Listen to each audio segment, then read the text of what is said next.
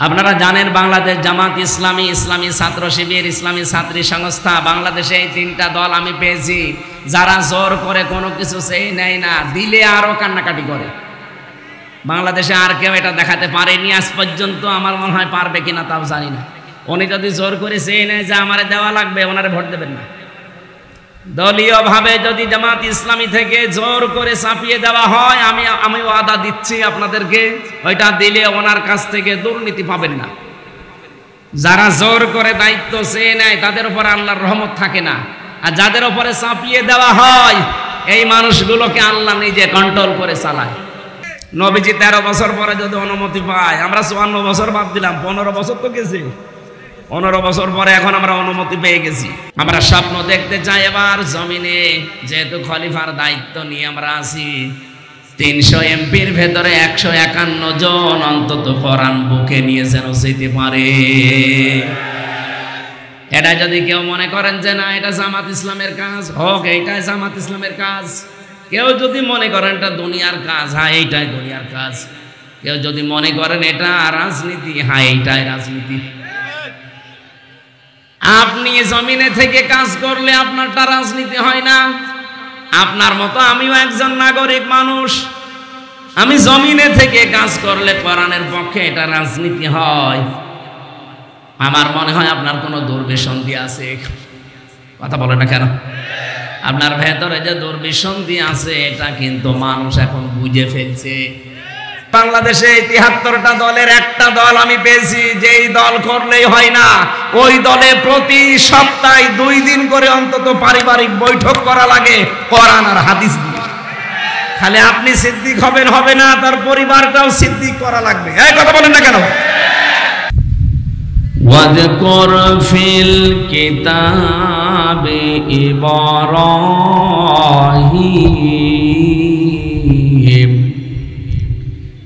ইন্নাহু কানা সিদ্দীকান নাবিয়্যা ওয়াযকুর ফিল কিতাবি ইব্রাহিম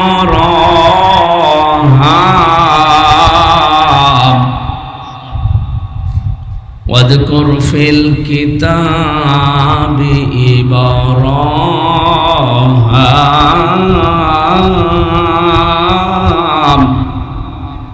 ইন্নাহু কানা সিদ্দীকান নাবিয়্যা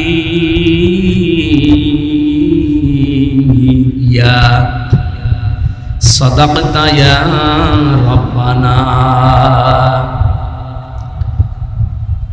আন আবি যাররিন রাদিয়াল্লাহু তাআলা আনহু قال قال النبي صلى الله عليه وسلم من ادعى ما ليس له فليس منا وَلْيَتَبَوَّأْ مَقْعَدَهُ مِنَ النَّارِ رواه مسلم وما زادهم إلا إيمانا وتسليما اللهم صل على سيدنا مولانا محمد وعلى آل سيدنا।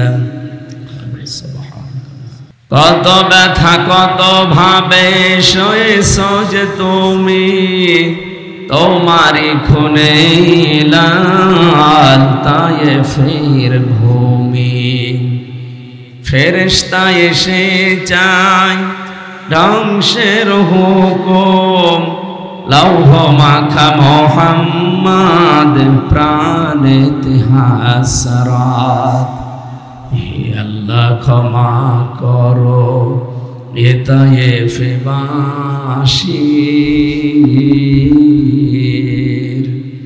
এরা বোঝেনি তো আমি যে মোহাম্মদ, হৃদয়ে মোহাম্মদ। আলহামদুলিল্লাহ। প্রাণপ্রিয় জেলা কুষ্টিয়া, ভেড়ামারা থানার অন্তর্গত জনিয়াদহ ফুটবল ময়দানে যুব সমাজ ও এলাকাবাসীর যৌথ উদ্যোগে তাফসিরুল কোরআন মাহফিল, এটা 9 বছর চলছে এখানে একাধারে। এতদিন যারা কোরআনে কারিমের পেছনে লেগে আছেন, এই আয়োজনের সাথে যারা সম্পৃক্ত, যে মানুষগুলো এখনো পর্যন্ত জীবিত আছে, যারা মারা গেছে, প্রত্যেককে আল্লাহ যেন মাফ করে দেন। আরো জোরে বলে। মাহফিলের সম্মানিত সভাপতি জনাব মোহাম্মদ রাশিদুল হাসান আজাদ, অবসরপ্রাপ্ত অতিরিক্ত সচিব, আতালাল্লাহু উমরাহু ওয়া বারাকাল্লাহু ফি হায়াতি। মাহফিলের প্রধান অতিথি সাবেক চেয়ারম্যান মিরপুর উপজেলা পরিষদ, মিরপুর কুষ্টিয়া, বাংলাদেশ জামায়াতে ইসলামী মিরপুর ভেড়ামারা এই আসনের মনোনীত সংসদ সদস্য পদপ্রার্থী, আপনাদের এলাকার সন্তান, বিশিষ্ট রাজনীতিবিদ, শ্রদ্ধাভাজন ব্যক্তিত্ব জনাব মোহাম্মদ আব্দুল গফুর, আতালাল্লাহু উমরাহু ওয়া বারাকাল্লাহু ফি হায়াতি, বলেন আমিন। এ মাহফিলে এতক্ষণ যিনি আলোচনা রাখলেন, মুফাসসিরে কোরআন, প্রিন্সিপাল ইমদাদুল উলুম মাদ্রাসা যোগিয়া কুষ্টিয়া, মুফতি ফরিদ উদ্দিন আবরা, দামাদ বারকাতুহুমুল আলিয়া, বলেন আমিন। আমার আগে কথা বলছিলেন কুষ্টিয়ার সন্তান, সাংবাদিক মুফতি সাইফুদ্দিন আল আজাদ, কথা বললেন মুফতি আব্দুল্লাহ আল আমিন, আব্দুল্লাহ আল মামুন। মঞ্চে বসা ইসলামিক চিন্তাবিদ, শিক্ষাবিদ, রাজনীতিবিদ, আপনাদের ভেড়ামারার সন্তান ডক্টর মাওলানা জসিম নুরুল আমিন জসিম, দামাদ বারকাতুহুমুল আলিয়া, বলেন আমিন। মঞ্চে বসা আছেন বাংলাদেশ জামাত ইসলামী ওলামা বিভাগ কুষ্টিয়া জেলা শাখার সম্মানিত সেক্রেটারি জনাব মাওলানা ইয়াসির আরাফাত জিহাদি। মঞ্চে বসা আমার সাথে আজকে এসেছেন ঝিনাইদহ বাড়ি ইসলামিক চিন্তাবিদ, মুফাসসিরে কোরআন, কুষ্টিয়া হরিপুর কেন্দ্রীয় মসজিদের সম্মানিত খতিব হাফেজ মাওলানা মুফতি হাফিজুর রহমান জিহাদি। মঞ্চে বসা আমি অনেকের নাম জানি না, সম্মানিত ব্যক্তিবর্গ, সামনে বসা মুসলমান ভাইরা, পর্দার আড়ালের সম্মানিতা মা এবং বোনেরা, প্রশাসনের ভাইরা, প্রাণপ্রিয় কুষ্টিয়াবাসী, যাদের উদ্যোগে আজকের এই কোরআনের মাহফিল এখানে সাজানো হয়েছে, স্বেচ্ছাসেবকদের জন্য, সদস্যদের জন্য প্রাণ খুলে দোয়া করছি সারাটা জীবন যেন কোরআনের পেছনে তারা ব্যয় করতে পারে। নবীজি জানিয়েছেন 3টা জায়গায় যদি কেউ টাকা পয়সা সময় খরচ করে, কিয়ামতের দিন তার জবাব আল্লাহর কাছে দেওয়া লাগবে না। 1 নম্বরে কোরআনের পেছনে। আপনি কোরআন প্রসারে কায়েমে, যার পেছনে সম্পদ এবং সময় ব্যয় হবে, যদি ওটা কোরআন কেন্দ্রিক হয়, যেহেতু এটা আল্লাহর বাণী, এজন্য কিয়ামতে এই সময়ের, এই সম্পদের হিসাব আল্লাহর দরবারে দেওয়া লাগবে না। যুবকরা মিলে এলাকায় যাদেরকে সাথে নিয়ে কোরআন প্রচারে আজকে আঞ্জাম দিলে, শুধু প্রচার করলে হবে? বলেন বলেন। এ কোরআনকে প্রচার করার পরে এটাকে আপনাকে বোঝা লাগবে, কিন্তু বোঝার সিস্টেমগুলো আমাদের দেশে ওইভাবে চালু নেই। আমরা চালু করতে চাই আগামীতে, যে কোরআন যেভাবে আমরা হালকা প্রচার করি, এভাবে যেন অন্তত আমরা বুঝতে পারি। কোরআন যেভাবে প্রচার করার নিয়ম, তার চাইতে বেশি দরকার বোঝা। এ বাংলাদেশ, ভারত, পাকিস্তানে যারা কোরআনের কথা বলে, অনেক মানুষ আমরা কোরআনের এই প্রচার শোনার পরে না বুঝে মনে করি ওইটাও ঠিক। আমি নাম ধরেই বলছি, এই যে বিভিন্ন ভণ্ড পীর যারা আছে, এই মানুষগুলো যখন আলোচনা শুরু করে, কথাবার্তা আমাদের সামনে বলে, এরা কি কোরআন হাদিসের বাইরে কোনো আয়াতের কথা বলে? বলেন বলেন। এরা কোরআনের আয়াত দিয়েই কথা শুরু করে, কিন্তু আয়াত পড়ে ঠিক চলে যায় অন্য লাইনে। আর এটা দোষ শুধু ওদের না, দোষ আমাদেরও আছে, কারণ আমরা তো বুঝি না। আছে তাহিরি সাহেব বলল কি, যদি বুঝতাম যে তাহিরি সাহেব জিকিরের নাম নিয়ে আল্লাহর নাম বাদ দিয়ে দিয়েছে, যেখানে আর 11 দিন পর একটা দিবস আমাদের সামনে আসতেছে, নাম কোরবানি। কি নাম? এ কোরবানি খালি আমাদের উপর আল্লাহ দেয়নি। ঈদুল আজহা এটা শুধুমাত্র আমাদের উপরে না, কুরবানির এই নিয়মটা একেবারে দুনিয়া তৈরি হওয়ার পর থেকে চলে আসতেছে, কিয়ামত পর্যন্ত চলবে। কিন্তু ঈদুল ফিতর যেটা, এটা কিন্তু একেবারে দুনিয়া তৈরি হওয়ার পর থেকে শুরু হয়নি। এটা মাত্র ১৫০০ বছর আগে শুরু হয়েছে, যখন কোরআন নাজিল হয় তখন। রমজানুল মুবারক যখন এই পৃথিবীতে ঘোষণা হয়েছে, তখন এই রমজানের সেই ঈদ আমরা বিশ্বনবী হিজরত করার পরে ঘোষণা দিয়েছিলেন, তার ভেতরে এইটা একটা। তার মানে ঈদুল ফিতরের বয়স খুব বেশি না, মাত্র ১৫০০ বছর। আর কুরবানির বয়স কোটি কোটি বছর। আল্লাহ রাব্বুল আলামিন বলেন, ওয়ালিকুল্লি উম্মাতিন জাআলনা মানসাকান, অবশ্যই আমি প্রত্যেক জাতির জন্য কুরবানির নিয়ম এটা বানিয়ে দিয়েছিলাম। এখানে মানসাক শব্দের অর্থ তিনটা। নুসুকের প্রথম অর্থ হচ্ছে জবাই করা। ২ নাম্বার, নুসুক মানে হজের কার্যকলাপ, এখন যেটা চলছে হাজিরা করছে। ৩ নাম্বারে নুসুক মানে ইবাদত বন্দেগী, যেটা কষ্ট পায়। এই তিনটার সমন্বয়ের নাম মানসাকুন বা নুসুক। তাহলে নুসুকের প্রথম অর্থ যদি আপনি জবাই করা ধরেন, এ পর্যন্ত শেষ করে না দিয়ে আপনি কি বলতে চান আল্লাহ? যে জবাই করো তোমরা প্রত্যেক জাতির জন্য, আমি এটা দিয়েছিলাম বিধান।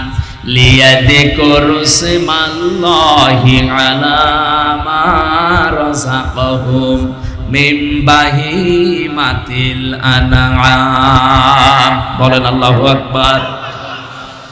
আল্লাহ বলেন, এ পশু শুধু জবাই করলেই হবে না, এ পশু জবাই করার আগে যেন আমি আল্লাহর নাম তোমরা নিতে পারো।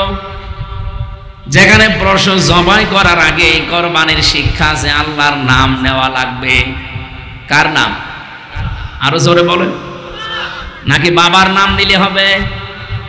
অনেকে তো ইয়ালি বাবা, শালি বাবা, খাজা বাবা বলেও জবাই করে।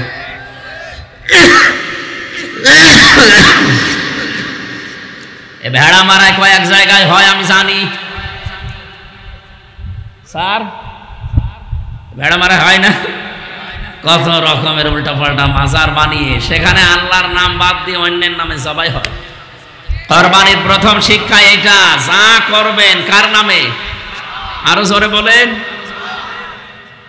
যা করা লাগবে আল্লাহর নামে।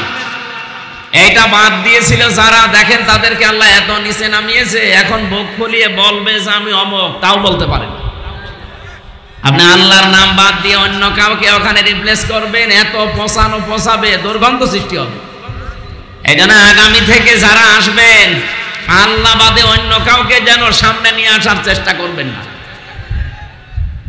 আপনি কিছু বোঝেন তো নাকি আন্দাজে ঠিক বেঠিক বলছেন? বোঝেন কিছু? সুতরাং আমরা সামনে নিয়ে আসতে চাই কার নাম? কালিমাতুল্লাহি হিয়াল উলিয়া, আল্লাহু আজিজুন হাকিম। সব চাইতে উপরে থাকবে কার নাম বলেন তো? আমরা আর কাউকে উপরে রাখতে চাই না, সে বাবা হোক আর স্বামী হোক। অনেকে দেখি না, যে আসে সে উপরে তুলে ফেলে। কেন? ওখানে আল্লাহু আকবার লিখে দিতে পারেন না? লিয়াযকুরু ইসমাল্লাহ, যেন তারা, এই লাম এখানে জের দেওয়া আছে, যেন তারা আল্লাহর নাম উচ্চারণ করতে পারে। আলা মা রাযাকাহুম, তাদেরকে যে রিজিক গুলো দিয়েছি, মিন বাহিমাতিল আনআম, এই চতুষ্পদ জন্তু জানোয়ার এগুলো জবাই করার সময়, যেহেতু যে সমস্ত ভণ্ড দরবারগুলোতে আল্লাহর নাম বাদ দিয়ে অন্যের নাম উচ্চারণ হয়, কুরবানির শিক্ষা তারা আজও নিতে পারে। বলেন বলেন। আমার ভাইরা, আমি যে শিক্ষাটা এখান থেকে আমি নিজে পেয়েছি, আজকে থেকে কঠিন ভাবে সিদ্ধান্ত নেওয়া লাগবে, জীবনে যতদিন বেঁচে আছি আল্লাহ পাক ছাড়া কাউকে আমি উপরে নিয়ে যাব। আরো জোরে বলেন। যেহেতু কুরবানি এসেছে আমাদের সামনে, বেশি দিন আর নেই, 11 দিন বাকি আছে। মাত্র 11 দিনের ভেতরে আমাদের সিদ্ধান্ত পুরাপুরি নিতে হবে। এবার যদি সিদ্ধান্ত ভুল করেন, আমার মনে হয় আবার কতদিন পরে কুরবানি আসতেও পারে, নাও আসতে পারে। কারণ আপনার জীবনে হয়তো আপনি আর পাবেন না।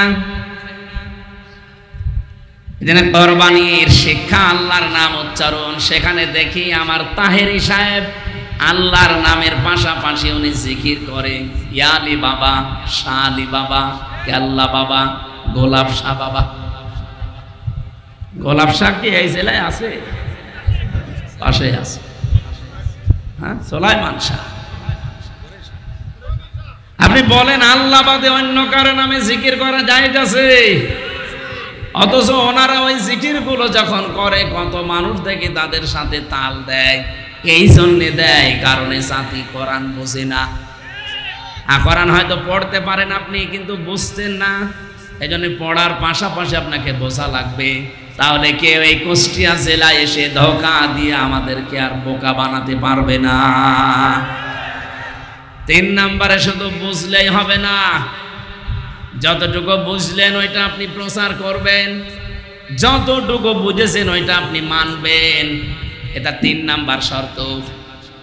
আমার মাঝে মাঝে মনে হয় এই 3 নাম্বারটা যদি আমরা সবাই মিলে আমল করতে পারতাম, যে আমি যতটুকু কোরআন পড়ি ততটুকু বুঝি, আর এতটুকু আমি প্রচার করব, এতটুকু আমি মেনে চলবো, এই দেশে কোরআনের অনুষ্ঠানের জন্য কোনোদিন অনুমতি নেওয়া লাগতো না। লাগে না এতদিন?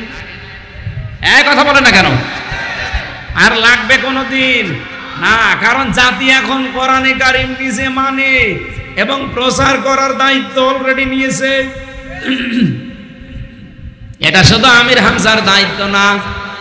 বাল্লিগু আন্নি ওয়ালাউ আয়া, বাল্লিগ না বাল্লিগু, বহু বছর এটা নবীজি বলেন তোমরা সবাই মিলে প্রচার করো, যদি একটা আয়াত তোমার জানা থাকে।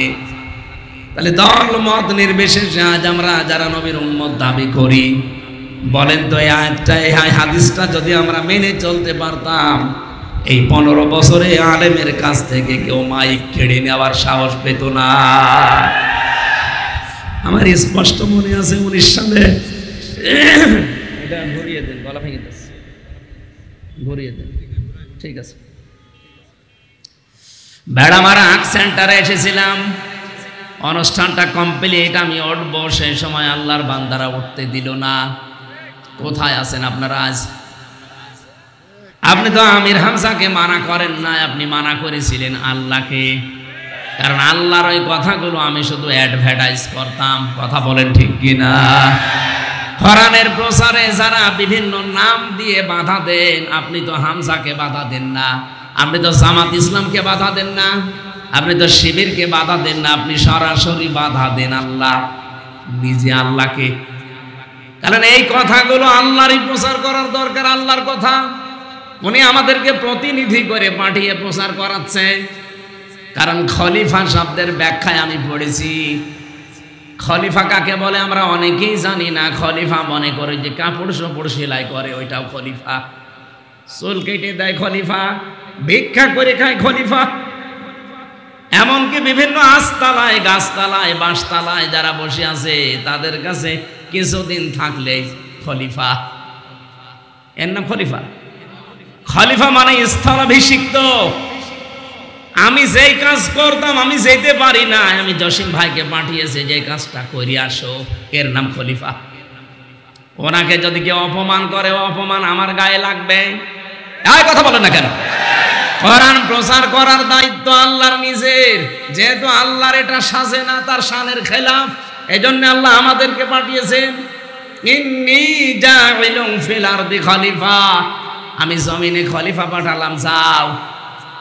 আপনি চিন্তা করেছেন কোনদিনই আয়াতটা নিয়ে? ইন্নী, অবশ্যই আমি, জাইলুন ফিল আরদি। আল্লাহ কিন্তু এখানে জাইলুন ফিল খানকা বলেন নাই যে আমি খানকায় খলিফা পাঠাবো। ইন্নী জাইলুন ফিল মাদারিসি খলিফা, মাদ্রাসায় খলিফা পাঠাবো। ইন্নী জাইলুন ফিল মাসাজিদি খলিফা, মসজিদে খলিফা পাঠাবো আল্লাহ বলেন নাই। আল্লাহ বলেন ইন্নী জাইলুন ফিল আরদি খলিফা, আমি জমিনে খলিফা পাঠাবো। কোন জায়গায়? আরো জোরে আর একবার বলেন, আর একবার বলেন। ও বাংলার মানুষের আজ 54 বছর দেশটা স্বাধীন হয়ে গেল।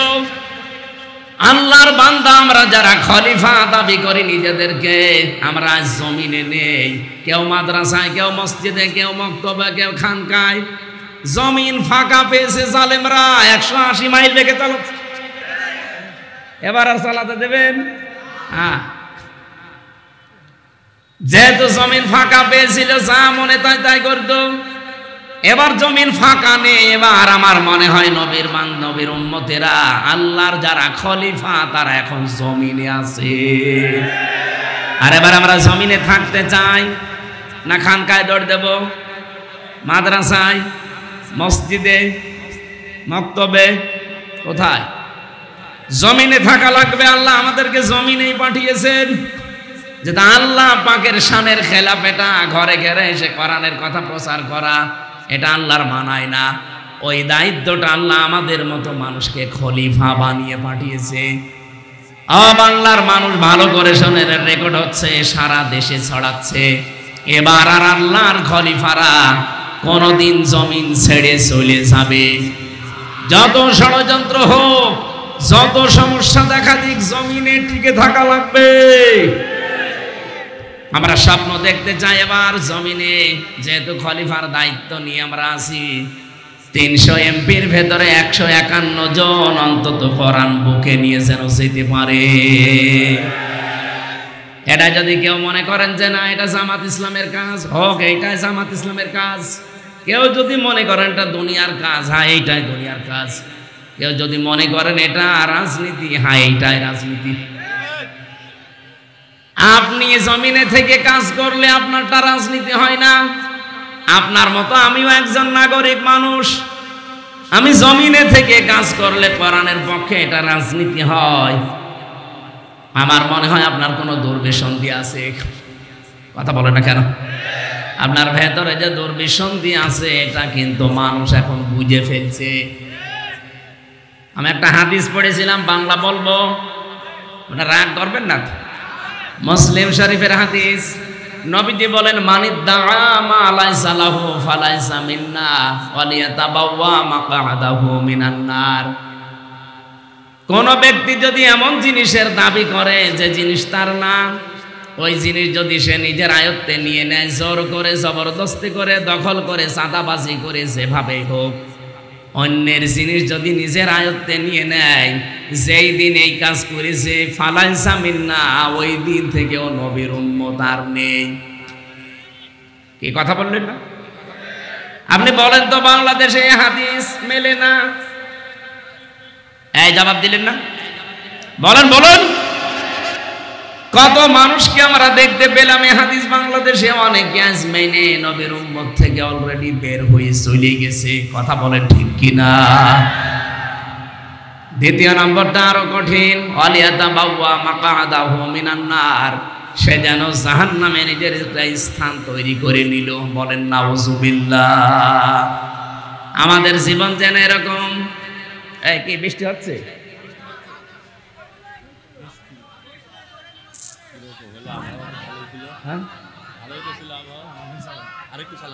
সুবহানাল্লাহ ওয়ালহামদুলিল্লাহ লা ইলাহা ইল্লাল্লাহ লা ইলাহা ইল্লাল্লাহ মুহাম্মাদুর রাসূলুল্লাহ। একটু বৃষ্টি সহ্য করা যাবে না? আমরা সব বাদ দিলাম, আমার সময় যেহেতু নেই, বিস্তারিত ব্যাখ্যার দিকে যাওয়া যাচ্ছে না। আমরা এখন থেকে কোরআন বুঝতে চাই, এই কারণে কেউ যেন কোরআনের নাম নিয়ে এসে আমাদের ধোঁকা দিতে না পারে।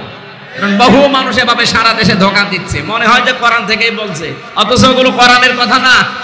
4 নম্বরে কোরআনে কারিমকে দাঁড় করানোর জন্য চেষ্টা করা লাগবে। আল্লাহ এই 4টা শর্ত মেনে কোরআনে কারিমের সাথে যারা সম্পৃক্ত আছেন কবুল করেন, বলেন আমিন। সূরা মারিয়াম 98টা আয়াত আছে, মাত্র একটা আয়াত পড়েছি, 41 নম্বর আয়াত।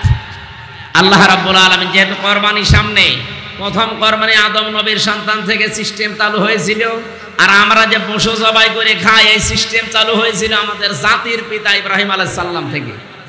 সেই কথাটা আল্লাহ আমাদেরকে কিছু নিয়ম নীতি শিখিয়েছেন আয়াতের মাধ্যমে। ওয়াযকুর ফিল কিতাবে ইব্রাহিম, এই কিতাবের ভেতরে ইব্রাহিমের আলোচনা আছে, এটা আপনি স্মরণ করেন। স্মরণ করেন মানে আপনি মানুষের কাছে বর্ণনা করেন। ইন্নাহু কানা সিদ্দিকান নবী, সে ছিল একদিকে সিদ্দিক আর একদিকে নবী। সিদ্দিক আর নবী, এই দুইটা জিনিসের উপর আজকের আলোচনা ছিল আমার। এক নম্বরে আমাদের জাতির পিতা ইব্রাহিম আলাইহিস সালাম, তিনি সিদ্দিক ছিলেন। সিদ্দিক মানে সত্যবাদী। শুধু সত্য কথা বললেই মানুষ সত্যবাদী হয় না, সত্যকে সত্য জানার পর দ্বিধাহীন চিত্তে একেবারে সব চিন্তা ভাবনা বাদ দিয়ে যারা মেনে নিতে পারে ইব্রাহিম নবীর মতো, তারা হচ্ছে সিদ্দিক। আজ বাংলাদেশের সেই সময় অলরেডি এসে গেছে। কথা বলেন না কেন? সামনে সময় হক এবং বাতিলের, কোনটা সত্য কোনটা মিথ্যা ইব্রাহিম নবী খোঁজ করে অনুসন্ধান করে পেয়েছিলেন, আর আমাদের চোখে আঙ্গুল দিয়ে আমরা অনেকে দেখিয়ে দিচ্ছে। সুতরাং সত্যকে সত্য জানার পর দ্বিধাহীন চিত্তে প্রশ্ন ছাড়া পেছনের টান বাদ দিয়ে সব কিছু ছেড়ে দিলে যারা মেনে নিতে পারে, তারা হচ্ছে ইব্রাহিমের সন্তান। আর যারা সত্যকে সত্য জানার পরেও মানতে চায় না দুনিয়ার কোন স্বার্থ পেয়ে, ওরা ইব্রাহিমের সন্তান না নমরুদের সন্তান। আমরা নমরুদের সন্তান হতে চাই, সন্তান হব কার? আরো জোরে বলেন। আমি 7টা কিরাতের ভেতরে 2 কিরাত তেলাওয়াত করেছিলাম, ইব্রাহিম ইব্রাহাম। এই তেলাওয়াত কিন্তু কিরাতের ভেতরে কিছু শিক্ষা ছিল। আস্তে তো পড়ছে, মানুষটা ডিস্টার্ব করে ফেলছে। এটা দেওয়া যাবে না ভাই, এটা শোনা। আপনারা বসেন, আপনারা বসেন। আমার ভাইরা, আজ জাতির লক্ষ্যে আমরা চোখে আঙ্গুল দিয়ে হক কোনটা বাতিল কোনটা দেখিয়ে দেই। যারা বুঝতে চায় না, চোখের ভেতরে আমরা আঙ্গুল ঢুকিয়ে দেই, এই দেখেন হক, এইটা বাতিল। এরপরও দেখি মানুষ শুধু আমাদেরই দোষ দেয়। আমার এখনো ওই দোষ দিতে পারে নাই, মুরব্বীকে হয়তো দিতে পারে, বলে 71-এর অপরাধী, 52-এর অপরাধী, 47-এর অপরাধী। আরে ভাই, শুধু 71, 52, 47 তোলেন কেন? আপনি 24-এর কথা বলতে পারেন না? বলেন। দেশ এখন আর 71, 52, 47-এ চলবে না, এখন দেশ চলবে 24-এর চেতনা অনুযায়ী। আপনারা রাজি আছেন না? কারা রাজি আছেন 24-এর চেতনায়? দেখে লিল্লাহে তাকবীর।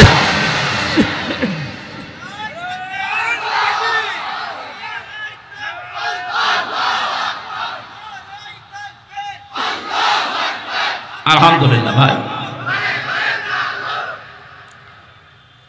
আগামী মাসের 10 তারিখে, জুন মাসের 10 তারিখে জুলাই আগস্টের ঘোষণাপত্র প্রকাশ করার কথা। ওটা প্রকাশ হওয়ার পরে বাংলাদেশের যে সংবিধান আছে এটা বিলুপ্ত হয়ে যাবে। এখন যিনি আছেন চুপ্পু মিয়া, ও অটোমেটিক বাতিল হয়ে যাবে। কি কথা বলছেন আমার? রাম আর বাম আর কিছু বাতিলদের মাথা এমনি খারাপ হয়নি। ওরা জাতে মাতাল হলেও তাহলে ঠিক আছে, ওরা বুঝে ফেলেছে। কারণ দেশের মানুষের অবস্থান এখন কোন জায়গায় আমরা কিছু খবর না রাখলে ওরা কিন্তু হালকা খবর পাচ্ছে। মাইক্রোসফট, এটা খ্রিস্টানরা রিপোর্ট বানিয়েছে, ওরা রিপোর্ট দিয়েছে বাংলাদেশে আগস্টের 5 তারিখের আগ পর্যন্ত মাত্র 100 জনের 15 জন বলতো আমরা ইসলাম চাই এই দেশে, আর এখন 100 জনের 77 জন মানুষ বলছে আমরা এই দেশে ইসলাম চাই। মাথা এমনি খারাপ হয়েছে। আমি বাইরের দেশগুলোতে কিছুদিন আগে সফর করেছিলাম, মালয়েশিয়া, সিঙ্গাপুর, থাইল্যান্ড, এরপরে ইন্দোনেশিয়া, বাহরাইন, যতগুলো দেশ ঘুরলাম। ওই সমস্ত দেশে যে আমি আগে যাই বিশ্ববিদ্যালয়ে, নাম করা ভার্সিটি যেগুলো আছে আগে ওগুলো ঘুরে আসি, দেখি ওখানে কোনো তথ্য পাওয়া যায় কিনা। ওখানে যে সমস্ত বিশ্ববিদ্যালয়গুলো ঘুরেছিলাম, ওই দেশের মালয়েশিয়ার স্বরাষ্ট্রমন্ত্রীর যিনি দায়িত্বে আছেন, উনি বাংলাদেশে যেমন ইসলামী ছাত্র শিবির বলে একটা সংগঠন আছে না, মালয়েশিয়া ইসলামী ছাত্র শিবিরের নামে একটা সংগঠন আছে, ওটা অন্য নামে চলে। ওই দেশে ইসলামী ছাত্র শিবিরের কেন্দ্রীয় সেক্রেটারি জেনারেল হচ্ছে এখন মালয়েশিয়ার স্বরাষ্ট্রমন্ত্রী। ওই দেশের যিনি এখন দায়িত্বে আছেন ডক্টর আনোয়ার ইব্রাহিম হাফিজাহুল্লাহ, ওনার সাথে একটা সাক্ষাতের ব্যবস্থা ছিল, কিন্তু আমার ফ্লাইটের কারণে আমি আর পারি না। আমি যতগুলো দেশের বড় বড় মানুষের সাথে মিশেছি, কথা বলেছি, তারা এ কথা জানাতে চাই, যদি ইসলামের হাতে এই দেশ বাংলাদেশ সামনে আসে, তারা চালাতে পারবে তো? কি কি করবে এই কথাগুলো আপনারা বলেন। তার মানে বিশ্বে শুধু বাংলাদেশ না, 257টা দেশ আছে, মুসলিম অমুসলিম মিলে সবাই এখন অনেকের ভেতরে বিশ্বাস 15 থেকে যখন 77% চলে গেছে, এই দেশের সামনে কোরআন বিজয়ীকে বাধা দিয়ে আটকিয়ে রাখতে পারবে না ইনশাআল্লাহ। নয়তো এমনিতেই জিজ্ঞাসা করে যে কোরআন যদি সামনে আসে কিভাবে চালাবেন, এমনি বলে। এতদিন তো বললো না, এর আগে তো বহুবার গিয়েছি, কই কোনোদিন তো জিজ্ঞাসাও করে নাই। দেশের অবস্থা দেখে এই জরিপগুলো যেহেতু খ্রিস্টানরা বানিয়েছে, আমরা তার ঘুষ দিয়ে বানাইনি, লবিস্ট নিয়োগ করে বানিয়েছি। তারা এমনি আমাদের দেখতে পারে না, তারপরও যখন বানিয়েছে আপনি বিশ্বাস করেন অবস্থা কিন্তু গোপনে গোপনে এত দূর চলে গেছে। কিন্তু যে মানুষগুলো কোনো কাজ নেই কাম নেই, তাদের আসল ব্যবসায় রাজনীতি, ওদের মাথা কিন্তু খারাপ হয়ে গেছে। আগস্টের 5 তারিখের পরে কিন্তু অনেকের চরিত্র জনগণ বুঝে ফেলেছে। আজকে আমার একজন বলছিল, একজন বড় মাপের, আমি নাম নিলাম না, আমি একটা অপারেশনে ছিলাম আজকে, উনি আমারে বলছে যেভাবে দেশ এগিয়ে যাচ্ছে, আগস্টের 5 তারিখের পরে একটা বড় দল যেভাবে উল্টাপাল্টা কাজ আরম্ভ করেছে, জনগণের কাছে যেহেতু চরিত্র তাদের একেবারে সব স্পষ্ট, নির্বাচন আসতে আসতে মানুষ ইসলামের পক্ষে যদি কলা গাছও দাঁড়ায় সেও পাস করে। এই জন্য জোয়ার যখন এসেছে, আপনাদেরকে আমি আল্লাহর এই আয়াত থেকে শিক্ষা দিতে চাই। আমাদের জাতির পিতা ইব্রাহিম নবী, উনি হক সন্ধান করেছিলেন, অনুসন্ধান করেছিলেন, খোঁজ করেছিলেন, তারপরে তিনি হক পেয়েছেন। এখানে প্রায় 3টা নিয়ম নীতি আমি আয়াতে পেয়েছি। সূরা আনআমের 74 নম্বর আয়াত থেকে আপনি খুলে দেখবেন। আমি কি তাফসিরে যাব? আপনারা দৌড় দেবেন না তো? আল্লাহ রাব্বুল আলামিন বলেন, যারা দাঁড়িয়ে আছেন যদি জায়গা ভালো থাকে বসেন। এই যে ভাই, এত মূর্তি ভাঙার পরও আপনি দাঁড়িয়ে আছেন, আপনারে ভাঙা লাগবে।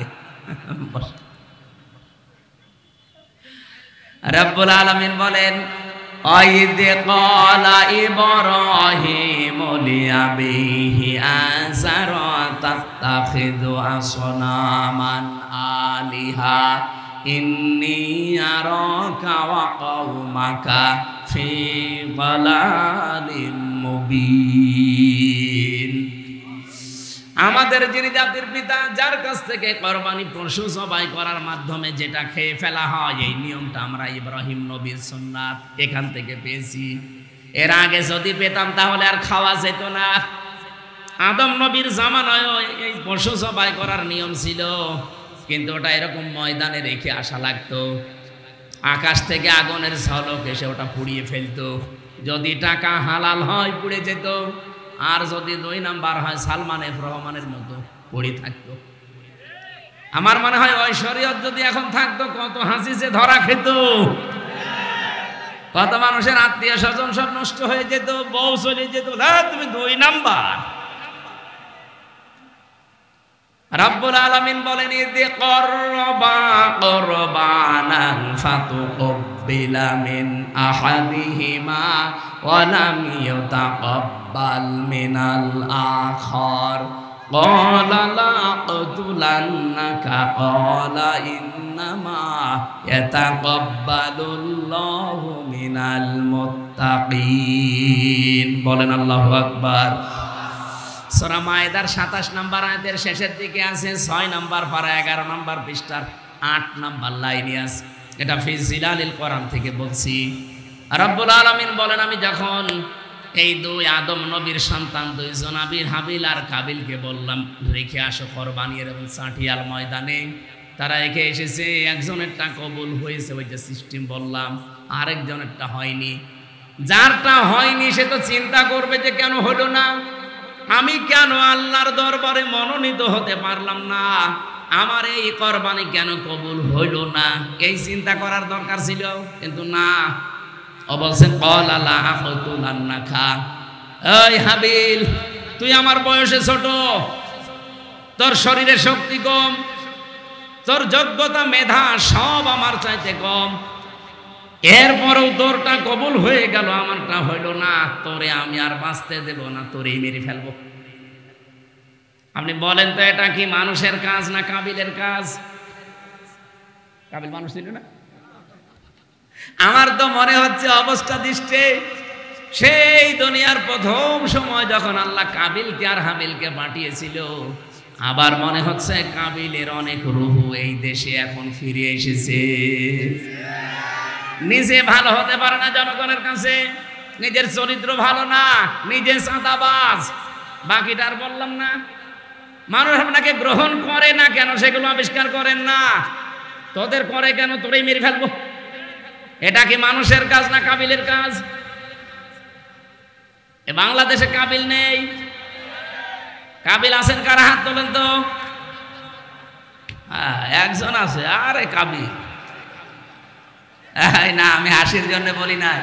বহু কাবিল এখন বাংলাদেশে অলরেডি তৈরি হচ্ছে। দিন যত যাচ্ছে কাবিল তৈরি হচ্ছে। কথা বলেন না কেন? আরে ভাই নিজেরটা চিন্তা করেন না একবার। আরে ভাই কাহিনী কয়েকজন এসেছি আমি।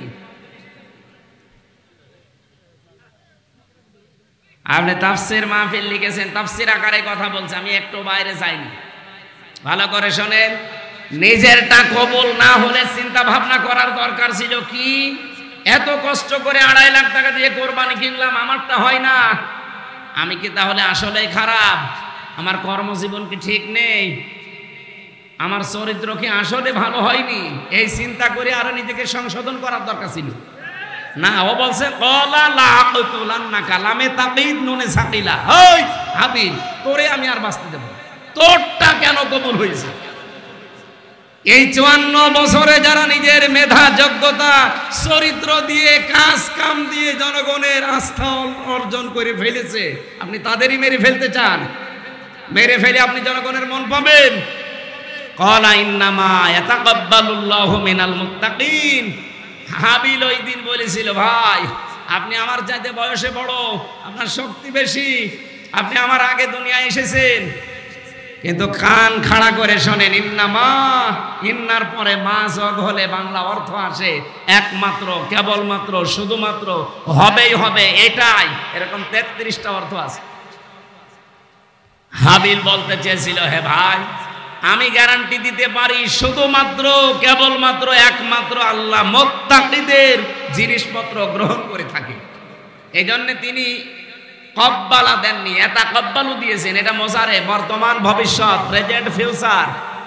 হাবিল বলতে চেয়েছিল, ভাই আপনাকে শুধু না, কিয়ামত পর্যন্ত যারা দুনিয়ায় আসবে সবাইকে আমি আজকে জানিয়ে দিলাম, আল্লাহ শুধু মুত্তাকিদের ইবাদত বন্দেগী, কুরবানি গ্রহণ করছে এবং ভবিষ্যতেও করবে। এই জন্য আগামীর কুরবানি যদি কবুল করাতে হয়, জোর জবরদস্তি করা, দখলবাজি করা, চাঁদাবাজি করা বন্ধ করা লাগবে। চরিত্র ভালো করেন, নিজেকে সংশোধন করেন, 2.5 লাখ টাকা লাগবে না, 2.5 টাকার কোরবানি হলেও কবুল হয়ে যাবে ইনশাআল্লাহ।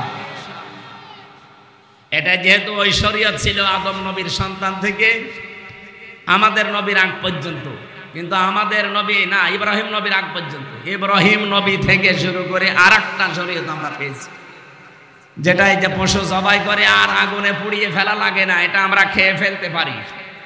রব্বুল আলামিন বলেন, তোমাদের এই জাতির পিতা তিনি সিদ্দিক এবং নবী হয়েছিলেন কি করে জানো? তার বাবা ইব্রাহিমকে ডাক দিয়ে বললেন, হে আমার শ্রদ্ধাভাজন পিতা আজর, আতাত্তাখিযু আসনামান আলিহা।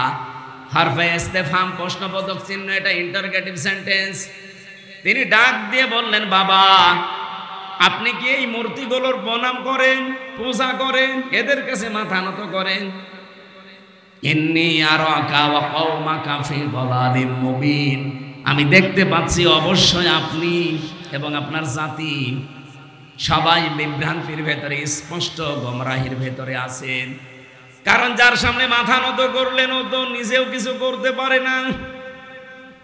ইদ ক্বালা লিআবিহি ইয়া আবাতি ইন্নী, ইয়া আবাতি লিমা তা'বুদু মা লা ইয়াসমা'ু ওয়া লা ইউবসিরু ওয়া লা ইউগনি আনকা শাইআ।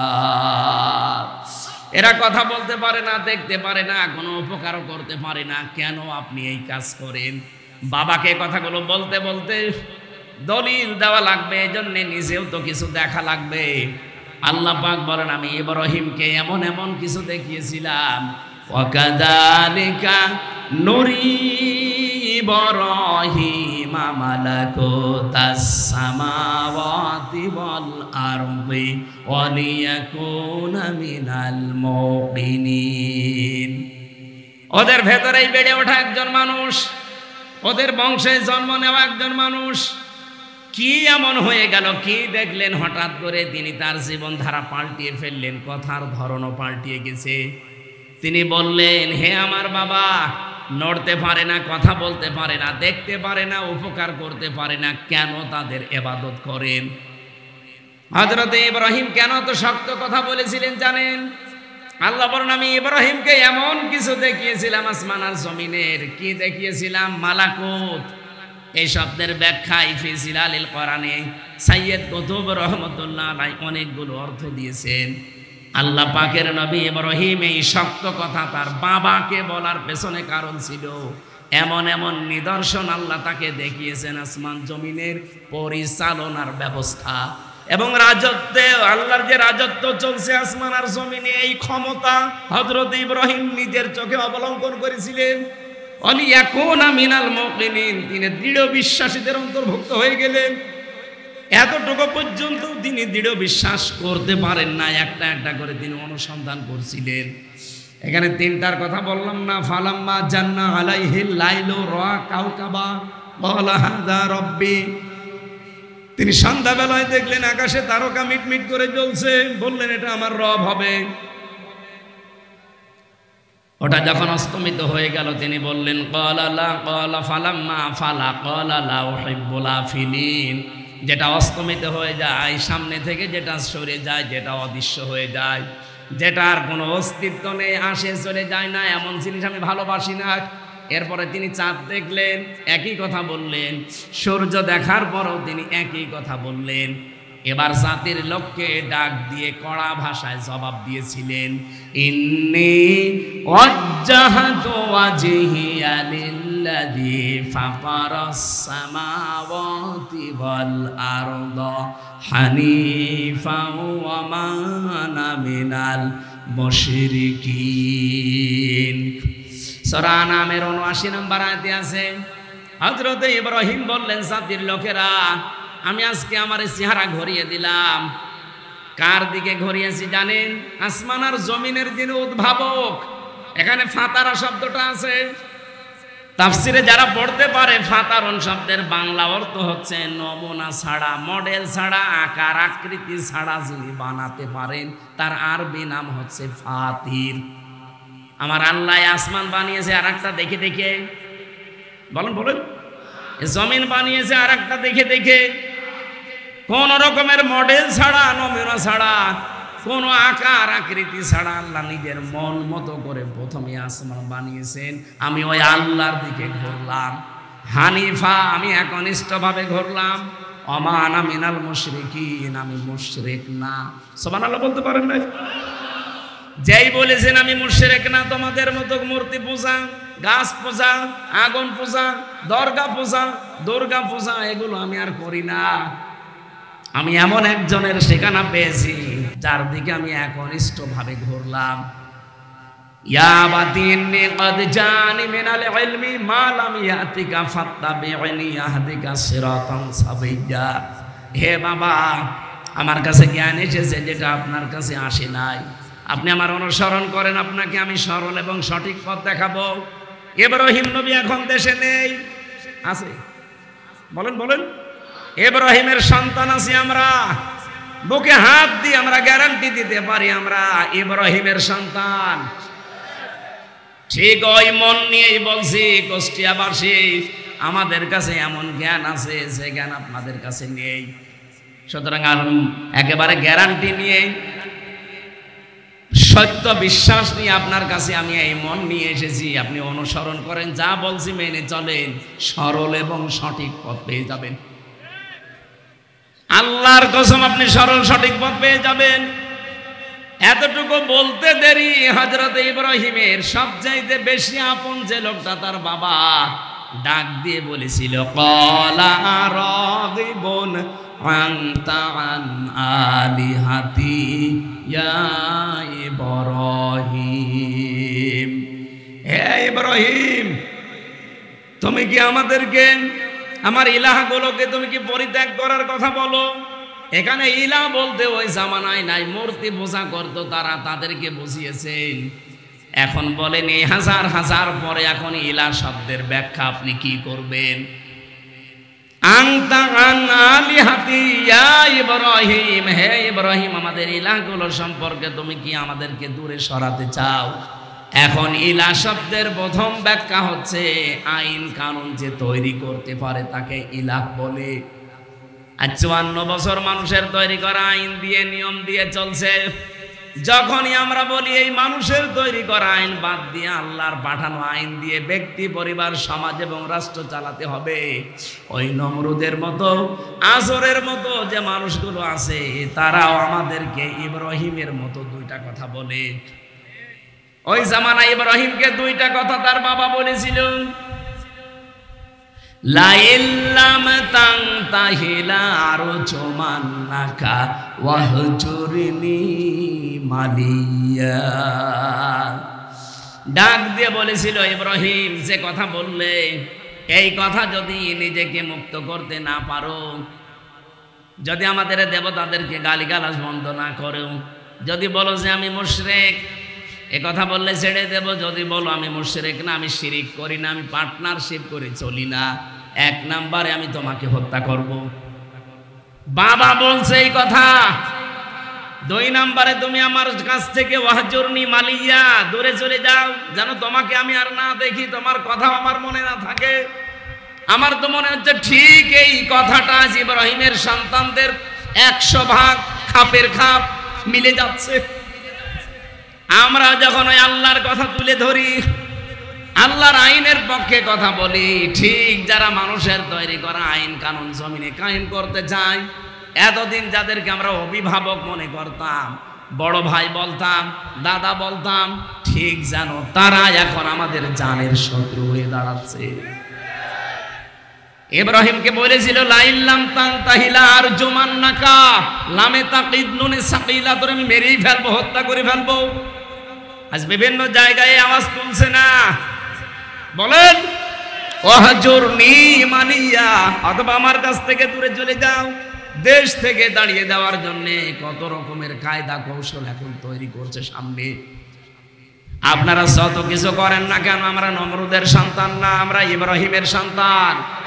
আরো জোরে, জোর হলো না?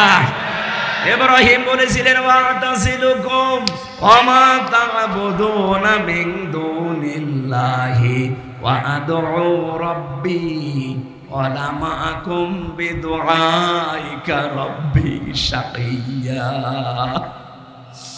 তোমরা যাদের সাথে এক শরীক করো মানুষের তৈরি করা আইন নিয়ে, কেউ দরগা পূজায়, কেউ দুর্গা পূজায়, কেউ পীর পূজায় ব্যস্ত আছো, আমি সব ছেড়ে দিলাম। ওই আল্লাহ বাদে তোমরা যাদেরকেই ডাকো, আমরা কাউকে মানি না। আজ বাংলাদেশে যারা আল্লাহর দিন কায়েম করতে চায় তাদের স্লোগান এইটাই। এক কথা বোঝা লাগবে, তাদের স্লোগান এইটা না। অথচ এই 54 বছর ধরেই তাদের উপর একটা মিথ্যা তহমত লাগানো আছে, তাদের আকীদা ঠিক নেই। কে বলেছে আপনাকে? বাংলাদেশ জামাত ইসলামীতে যারা আছে তাদের আকীদা হচ্ছে জমিন আল্লাহর, আইন চলবে আল্লাহর। এই কথার বাইরে যদি তাদের আকীদা থাকে, আমি কোরআন শরীফ মাথায় নিয়ে বলছি আপনাদের, তাদের ভোট দেবেন না।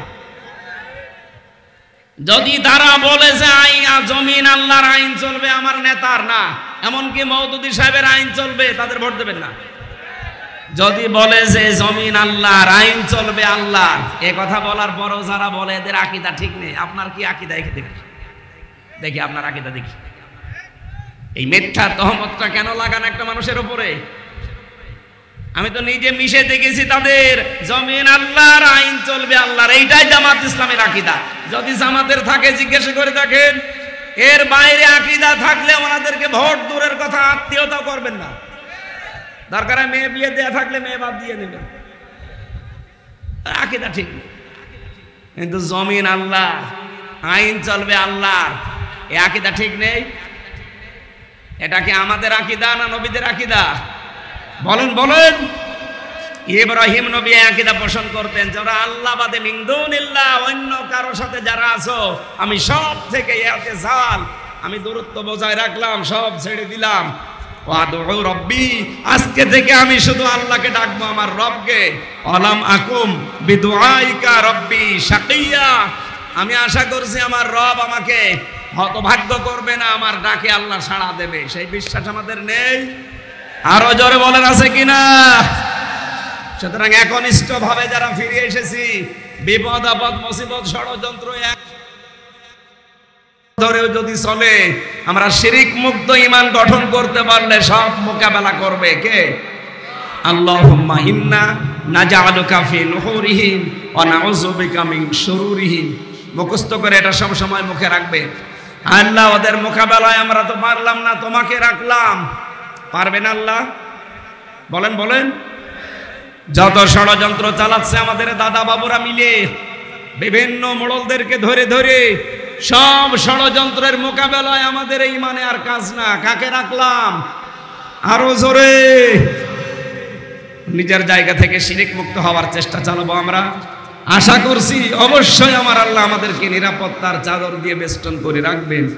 এজন্য সিদ্দিক হওয়ার প্রথম শর্ত, সত্যকে সত্য জানার পরে দ্বিধাহীন চিত্তে মেনে নেওয়ার মন মানসিকতা, ওই রকম যোগ্যতা নিজেকে তৈরি করেন। অথবা সাউবিল হাক্কি, অথবা সাউবিল মারহামা, অথবা সাউবিস সাবরি, অথবা সাউবিল মারহামা। তারা সবরের উপদেশ দেবে। পরিস্থিতি যত কঠিন হোক, ধৈর্য ধারণ করা লাগবে। এইটাই হচ্ছে একমাত্র ঔষধ। কি কথা বলেন না কেন? ওজিনা লিল্লাযিনা ইউকাতালুনা বিআন্নাহুম যুলিমু, আল্লাহ বলেন অনুমতি দেওয়া হয়েছে যুদ্ধের, জিহাদের যারা জুলুমের শিকার হয়েছিল তাদেরকে। এই আয়াতটা নাজিল হয়েছিল সেই সময়, আমি প্রেক্ষাপট মিলিয়ে দেখেছি। ওই সময় 13 বছর নবীজি অত্যাচার জুলুম সহ্য করেছিলেন। একটাই তার অস্ত্র ছিল ধৈর্য। কি ছিল? বলেন বলেন। 13 বছর একাধারে জুলুম অত্যাচার সহ্য করেছেন, কিন্তু ঔষধ ছিল মাত্র একটা, ধৈর্য। ধৈর্যের পরে 13 বছর পার হয়ে তিনি পেলেন উজিনা। আল্লাহ বলেন অনুমতি এবার দিয়ে দিয়েছি। আল্লাযীনা ইউকাতালুনা বিআন্নাহুম যুলিমু, তোমরা এবার লড়াই করো, সংগ্রাম করো, ওদেরকেও মারতে পারো, কারণ তোমরা মাজলুম। উনি তো 13 বছর পরে অনুমতি পেয়েছিলেন। বাংলাদেশে আমরা মুসলমানের আজ 15 বছর পরে অনুমতি পেয়ে গেছি। উনি যদি 13 বছর পরে অনুমতি পায়, 15 বছর পরে পাবো না? এই কথা বলে না কেন? এই জন্য আজকে দুপুর বেলা একটা আয়াত পড়ছিলাম, ইয়াকাতিলুনা ফি সাবিলিল্লাহ ফায়াকতুলুনা ওয়া ইউকতালুন। তোমরা লড়াই করবা, সংগ্রাম করবা আল্লাহর রাস্তায়, আগে মারবা এরপরে মরবা। আগে মায়ের খাবা এরপরে মারবা না, আগে মারবা এরপরে মরবা। এখন মার দেওয়ার জন্য যে সিস্টেম দরকার ওগুলো আমরা জানি না, কারণ আমাদের হাতে ওরকম কিছু নেই। ওইগুলো এখন তৈরি করা দরকার। আজ পাকিস্তান একটু দাঁড়িয়েছিল, এরা নমো নমো বলে টের পাচ্ছিল। শেষ পর্যন্ত বাপ ডেকেছে, সৌদি আরব ধরে হয়নি, আমেরিকারে ধরে বলছে বাবা বাসান। আমারও মনে হচ্ছে এখন ফায়াকতুলুনা ওয়া ইউকতালুন। দেশি বিদেশি যত ষড়যন্ত্র আমাদের বিরুদ্ধে আছে, আমরা তো 13 বছর না 15 বছর পার করে ফেলেছি। আমাদেরকেও আল্লাহ অনুমতি দিয়ে দিয়েছে। এখন আমাদেরকেও শক্তি অর্জন করা লাগবে, মিডিয়া হাতে নেওয়া লাগবে। এই কথা বলছেন? আজ ওদের ছেলে মেয়েরা ডাক্তার হয়, আমাদেরকেও ডাক্তার বানাতে হবে। ওরা ডাক্তার দিয়ে আমাদের মারবে, আমরা ডাক্তার দিয়ে ওদেরকে বাঁচাবো। ফায়াকতুলুনা ওয়া ইউকতালুন, ওরা যেই জিনিস দিয়ে মারে তোমরা আগে ওখানে মারো, এরপরে মরবা। মরা পরে, আগে মারা লাগবে। ওরা আজ ওদের ছেলে মেয়েদেরকে ইঞ্জিনিয়ার বানায়, রডের বদলে বাঁশ দিয়ে আমাদের মারে। আমরা আমাদের ছেলে মেয়েদেরকে ইঞ্জিনিয়ার বানাবো। ওরা ছেলে মেয়েকে ডিসি বানায়, এসপি বানায়, টিএনও বানায়, ওসি বানায়। আমরাও সামনে ছেলে মেয়েদেরকে ডিসি, এসপি, টিএনও, ওসি বানাবো। বলেন বলেন। ওরা ছেলে মেয়েদেরকে এমপি বানিয়েছে, মন্ত্রী বানিয়েছে, আমরাও ছেলে মেয়েদেরকে সামনে এমপি বানাবো, মন্ত্রী বানাবো, ওরা যা মারে ওইভাবে মারে। ওরা বহু মাছ ধরে দিয়েছে আমাদেরকে এই 54 বছর ধরে ধরে। নবীজি 13 বছর পরে যদি অনুমতি পায়, আমরা 54 বছর বাদ দিলাম, 15 বছর তো গেছে। 15 বছর পরে এখন আমরা অনুমতি পেয়ে গেছি। ইন্নাল্লাহা আলা নাসরিহিম লাকাদির, লাম বাদ দিলে অর্থ করতে পারতাম, লাকাদির দিলেন কেন? আল্লাহ বলেন ইন্নাল্লাহা আলা নাসরিহিম লাকাদির, অবশ্যই আমি আল্লাহ এ বিষয়ে তোমাদেরকে সাহায্য করতে সক্ষম। এরপরে আবার অবশ্যই দিয়েছে ইন্নাল্লাহা, তো আছে আলা নাসরিহিম, এই হিম এটা জমির বহু বছর, শুধু এই এদেরকে না, কিয়ামত পর্যন্ত হিম থাকবে। সত্যি যারা অত্যাচারিত হওয়ার পরে অনুমতি পাবে জিহাদের, যুদ্ধের, সংগ্রামের, আন্দোলনের, লড়াইয়ের, এই মানুষগুলোকে আমার আল্লাহ বলেন আমি সাহায্য করব এবং আমি নিজে সক্ষম। আমার তো আয়াত পড়ার পরে মনে হয় 13 বছর পার হয়ে 15 বছর পার করে ফেলেছি। আল্লাহ আমাদেরকেও সাহায্য করতে অক্ষম না সক্ষম? আরো জোরে বলেন, কেন সক্ষম? আল্লাযীনা ইখরিজু মিন দিয়ারিহিম বিগাইরি হাক্কিন ইল্লা আইয়াকুলু রাব্বুনাল্লাহ। আল্লাহ পাক বলেন তাদেরকে এই 13 বছর বাড়ি থেকে বের করে দেওয়া হয়েছে, নিজের ব্যবসা প্রতিষ্ঠান থেকে বের করে দিয়েছে একটাই মাত্র কারণ, তারা বলতো আমাদের রব আল্লাহ। এই 15 বছর যারা জুলুম, অত্যাচার, নির্যাতনের শিকার আমরা, নিজেদের দোষে না। আমি কোনোদিন আপনার মেয়ের দিকে তাকাইনি যে আপনি আমাকে 3 বছর জেলে রাখবেন, এই কথা বলে না কেন? আমার মামলার একেবারে বাদই ছিল যেহেতু হাসিনা, আমি হাসিনাকে বলতে পারবো যে আপনার মেয়ের দিকে আমি কিন্তু তাকাইনি। আর আপনার যে মেয়ে তাকানো যায়, হাফিজের মতো 4-5টা চলে না, আর আমি বলেন ওই মেয়ের দিকে তাকে আমি করবো কি? তারপরও বিনা কারণে আপনি আমার 3টা বছর জীবন থেকে কেড়ে নিলেন। একটাই অপরাধ ছিল, আমি কোরআনের কথা বলতাম। বলেন বলেন, এই দেশে যত মানুষ, এই আলেমরা, আমি একা, আমি 76 জনের সাথে ছিলাম, যত মানুষ এইভাবে জেলে পৌঁছেছে, কষ্ট পেয়েছে, গুম হয়ে গেছে আয়না ঘরে, একটা অপরাধ ছিল, আমরা বলতাম আল্লাহর কথা। ওরা 13 বছর এই বলতে বলতে সব হারিয়েছিল। পরবর্তীতে উসিনা অনুমতি দেওয়া হয়েছে তাদের, আমাদেরকেও আল্লাহ মনে হচ্ছে অনুমতি দিয়ে দিয়েছে। সামনে ইসলামের বিজয় এদেশে আসবে ইনশাআল্লাহ। ইনশাআল্লাহ বলছে, এই কারণে লাকাদির দিয়েছেন আল্লাহ। আলা নাসরিহিম, প্রত্যেকটা শব্দ গবেষণামূলক, যে কোনো শব্দ নিয়ে একটু চিন্তা ভাবনা করবেন, দেখবেন একটা নতুন তথ্য পাবেন। আমরা তো কোরআন নিয়ে ভাবি না, ভাবি লালন কয় মন গাছা খেয়েছে, এই কত সূক্ষ্ম সূক্ষ্ম শব্দ এখানে আছে। এই জন্য আমি আবার ওই ব্যাখ্যায় যাচ্ছি, ভাই সিদ্দিক হওয়া লাগবে আমাদের। আরে সিদ্দিক হতে হলে ইব্রাহিমের মতো বাবার পক্ষ থেকে বাধা আসতে পারে, মেরে ফেলার হুমকি দিয়েছিল। আর জুমান্নাকা, হযরত ইব্রাহিম তিনি আল্লাহর পরিচয় খুঁজতেছিলেন, অনুসন্ধান করতেছিলেন, শেষ পর্যন্ত তিনি পেয়ে গেলেন, মেনে নিলেন। আর আমরা এমনিতে তিনি সিদ্দিক হয়েছেন। সত্যকে সত্য জানার পরে বাবা বিপক্ষে, বংশের লোক বিপক্ষে, দেশের মানুষ বিপক্ষে আগুনে দিয়েছে, এরপরও তিনি সত্যকে ছাড়েননি। আল্লাহ বলেন তুমি সাধারণ শুধু খলিল না, তোমাকে আমি খলিল দিয়েছিলাম পরীক্ষার কারণে, আজকে থেকে তোমার আরেকটা নাম দিলাম, ইন্নাহু কানা সিদ্দিকান, তুমি সিদ্দিক। সত্যকে সত্য জানার পরে দুনিয়ার সব পেছনে ফেলে যারা মেনে নিতে পারে, এরা সিদ্দিক। এই সিদ্দিক বাংলাদেশে বড় অভাব। খালি আমরা আবু বকর সিদ্দিক হয়ে বসে আছি, কিন্তু সিদ্দিক যে কিভাবে হওয়া লাগে, হযরত আবু বকর এমনি সিদ্দিক হননি। এমন একটা কঠিন বিষয় তিনি বিশ্বাস করেছিলেন, যেটা আল্লাহ পর্যন্ত বলতে গিয়ে আশ্চর্য হয়ে গেছে। সুবহানাল্লাযী আসরা বিআবদিহি লাইলাম মিনাল মাসজিদিল হারাম ইলাল মাসজিদিল আকসা। আল্লাহ নিজে পর্যন্ত আশ্চর্য হয়ে গেছে ঘটনাটা বলতে, এই জন্য তো সুবহান ব্যবহার করলো। যেই ঘটনা বলতে আল্লাহ নিজে আশ্চর্য হয়ে যায়, সেই ঘটনা যখন আবু জেহেল শুনেছে, একবারই বলেছে মোহাম্মদ মিথ্যাবাদী। শুধু এতটুকুই বলে নাই, বলছে পাগল হয়ে গেছে লোকটা। আবু বকরের কাছে বলার পরে এক দৌড়ে গেলেন নবীজির কাছে, হে নবী, আপনি কি এটা বলেছেন যে মেরাজ হয়েছে আমার? বললেন, হ্যাঁ। তোমার বিশ্বাস হয় না? হযরতে আবু বকর সিদ্দিক কথা বলতে দেরি। নবীজি বললেন, হ্যাঁ, আমার মেরাজ হয়েছে, তোমার বিশ্বাস হয় না? হযরত আবু বকর বলেন, আমি বিশ্বাস করেছি। এমন সারা জীবন নদীর পানি এদিকে জ্বলছে, হঠাৎ করে আপনি বললেন নদীর পানি উল্টা দিকে যাচ্ছে, 1 সেকেন্ডও দেরি করব না আমি বিশ্বাস করতে। নবীজি বললেন, ও আবু বকর, এত বড় কথা তুমি বিনা প্রশ্নে দ্বিধাহীন চিত্তে বিশ্বাস করে নিলে? তোমারে আমি আজকে আর খালি হাতে ফেরত দিতে পারি না। আজকে থেকে তোমার নামে একটা লকব লাগিয়ে দিলাম। তুমি শুধু আবু বকর না, তুমি আবু বকর সিদ্দিক। তিনি সত্যকে সত্য জানার পরে আবু জেহেলের মতো ডিনাই করেননি, পেছনে ফেলে রাখেননি, মিথ্যা প্রতিপন্ন করেননি। সত্যকে সত্য জানার পরে দ্বিধাহীন চিত্তে প্রশ্ন ছাড়া মেনে নিয়েছিলেন। এই জন্যই তিনি সিদ্দিক। আর কিয়ামতের দিন আল্লাহ 4টা ভাগ করবেন, মিনান নাবিয়িনা ওয়াস-সিদ্দিকিনা ওয়াশ-শুহাদা ওয়াস-সালিহিন। প্রথম কাতার থাকবে নবীদের, এরপরে সিদ্দিকদের, এরপরে শহীদদের, এরপরে সালিহিন বান্দাদের। নবীদের কাতারে তো আমরা উঠতে পারবো না, কারণ ওটা নির্ধারিত।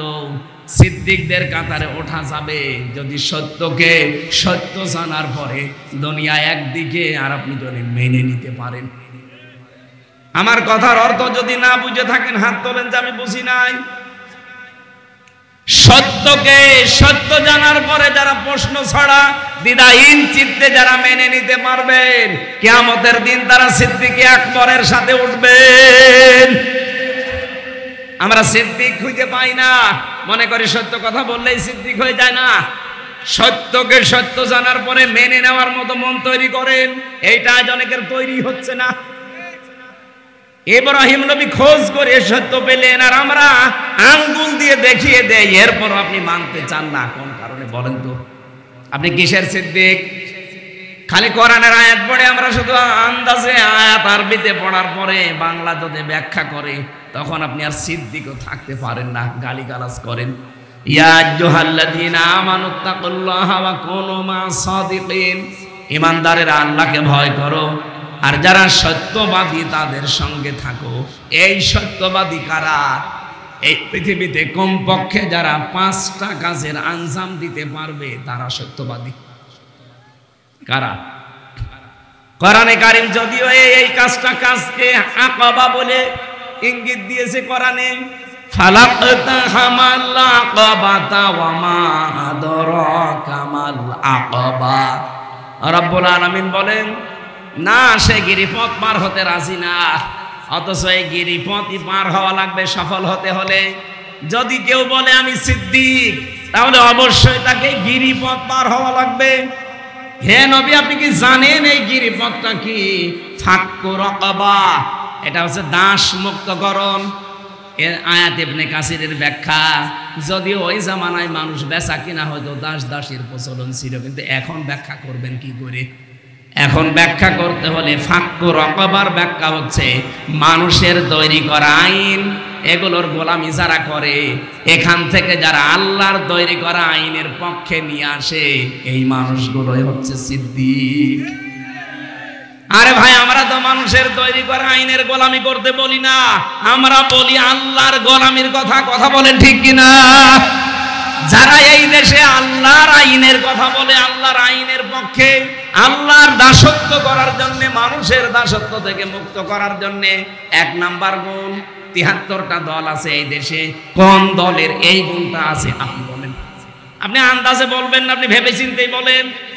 73টা দল এখন কাজ করছে মানুষের তৈরি করা আইন থেকে আল্লাহর দাসত্ব করার জন্য। কারা চেষ্টা চালাচ্ছে আপনি বলেন তো, একবারে বলেন। যারা করছে আপনি তাদের পক্ষে থাকবেন। 2 নম্বরে আওয়াতামুন ফি ইয়াউমিন দি মাসগাবা, যারা নিঃস্ব অসহায় এতিম, না মিসকিন, মিসকিন আর এতিম কিন্তু এক না। এতিম শব্দের শাব্দিক অর্থ হচ্ছে যারা খাবারের ধান্দায় থাকে, আর একটা অর্থ হচ্ছে যাদের মা বাবা নেই। কিন্তু মিসকিন মানে সাকানা স্কুল থেকে, মিসকিন মানে যার বসবাসের ঘর বাড়ি নষ্ট হয়ে গেছে, মাথা গোজার ঠাঁই নেই। এমন মানুষের সামনে যারা যারা দাঁড়ায়, এই মানুষগুলো হচ্ছে আল্লাহর ভাষায় সিদ্দিক। সত্যকে সত্য জানার পরে এগিয়ে গেছে।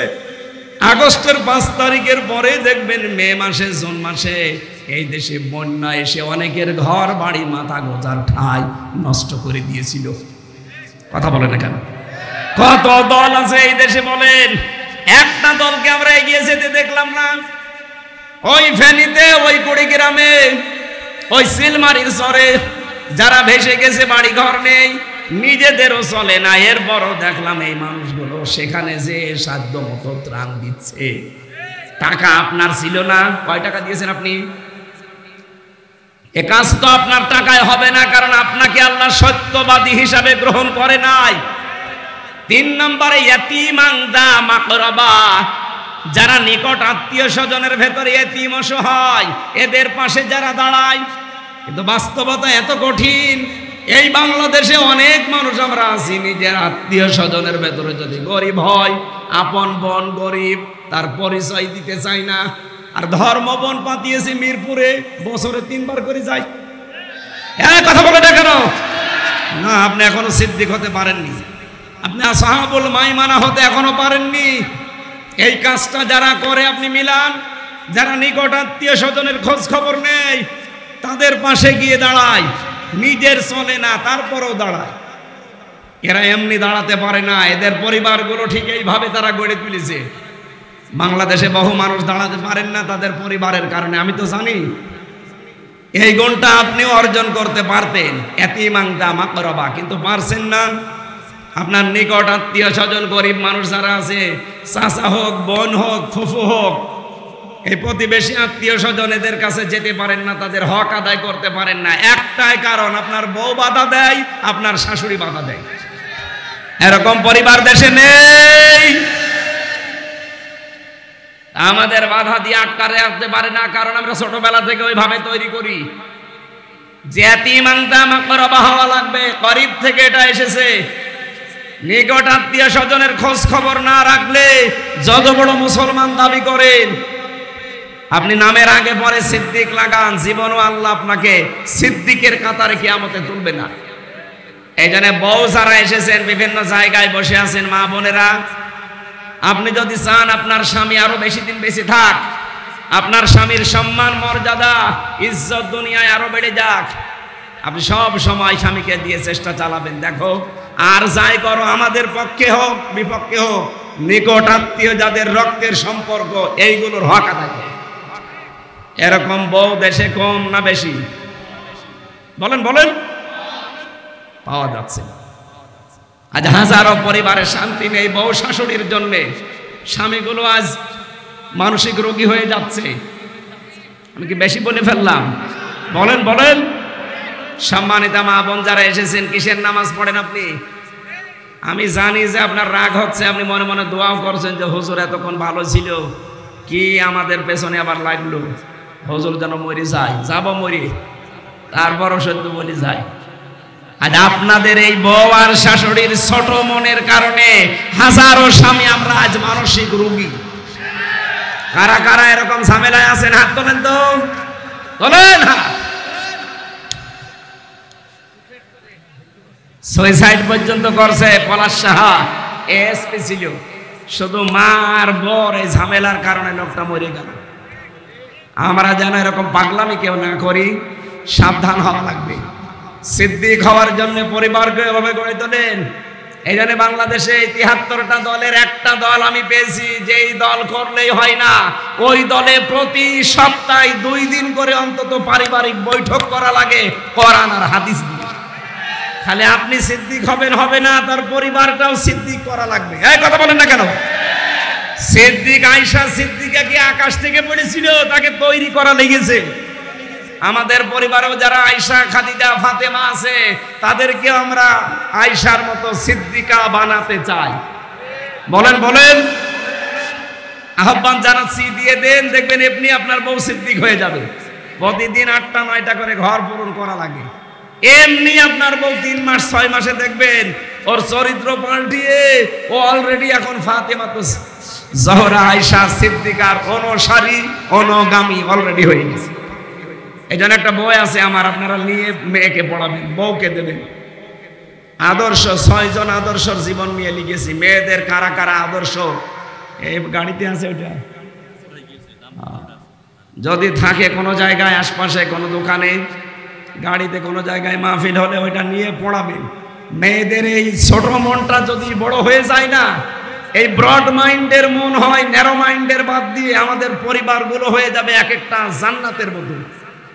আজ হাজারো পরিবারে সন্তান নিজের মাকে বাবাকে বিনা কারণে আলাদা করে দিচ্ছে, কোনো অভাব নেই, এরপরও আলাদা করে দিচ্ছে শুধু ওই বর ছোট মনের কারণে। আর ওই বউকে ফসলায় ওর মা ওখান থেকে শাশুড়ি। এরকম ডেঞ্জার শাশুড়ি আছে কার? আমার ভাইরা, 4 নম্বরে গুণ পেয়েছিলাম কোরআনে কারিমের সূরা বালাদে, ইয়াতীমান যা মাকরাবা আও মিসকিনান যা মাতরাবা। ধোলা মলিন যারা, নিঃস্ব যারা, নিজের শরীরের ভেতরে ঘাম ঝরে, যে মানুষগুলো চেহারায় ক্লান্তি শ্রান্তি লেগে থাকে, এই মাতরবা মানে তুরব থেকে এসেছে, ধোলাবালি যাদের শরীরে লেগে থাকে, এদের কাছে যারা এগিয়ে যায়, আমি নিজের চোখে দেখাই যে কোরআন আমার সামনে। এই যে বিশাল তাপদাহ চলছিল বাংলাদেশে, আমি ওই সময় খুলনা বাগেরহাট মংলা ছিলাম, 49 ডিগ্রি সেলসিয়াস চলছিল। ফেসবুকে দেখলাম ভিডিও, বাংলাদেশে কুষ্টিয়া জেলা জামাতের পক্ষ থেকে মৌসুমপুর গেটে, চোরহাসে, ওই লাহিনী বটতলায়, ত্রিমোহনীতে, বিভিন্ন জায়গায় তারা স্যালাইন পানি শরবত নিয়ে এই ধুলি মলিন যারা খেটে খায় তাদের সামনে এগিয়ে দিচ্ছে।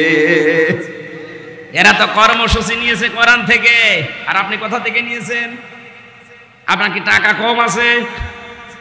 কথা বললে অনেকে মনে কর হুজুর খালি ওই দিকে টেনে বলেন, আরে ভাই ওদের সাথে মিলিয়ে যায়, আমি করবো কি?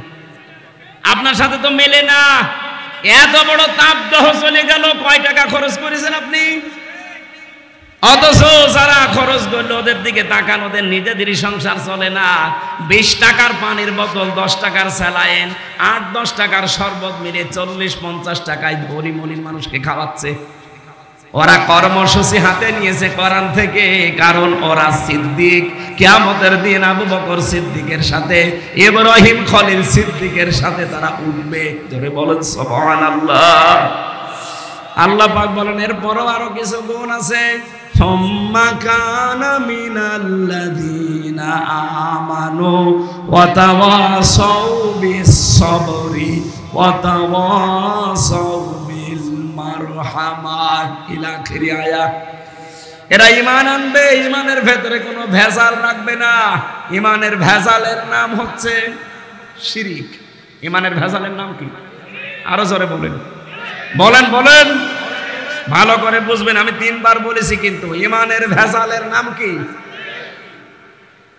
আজ বাংলাদেশে ঈমানের ভেজালের শিরিক আছে না নেই? এই যে এখন কাবায় যাচ্ছে মানুষ, সূরা আলে ইমরানের 93, 94, 95 নম্বর আয়াতগুলো একটু মিলাবেন বাড়িতে।